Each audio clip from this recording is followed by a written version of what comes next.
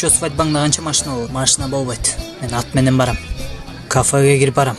Тагадык деп. Кирдиң ат менен эмне кыласың? Гүл ыргытам. Деп.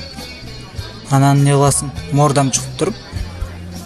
Сени карап мейлеп туруп. Шуу. Бетиңе жабышып калат. Кемал, ай эмнеле болуп атасың? Сакалыңгана? Сатып салдым 55 сомго. Акча керек болуп атат свадьбабызга. Кемал, 90. Менде үйдө пустой бутылкалар бар. Ошолордун баарын өткөрүп салабыз. Эсиңдеби сакалың сонун эле го, эмнеге алдырып салдың аны? Алдыгы сакалың кантет? Если у меня есть борода, то я скажу ова. Помнишь, Омар болом деп атканыңды?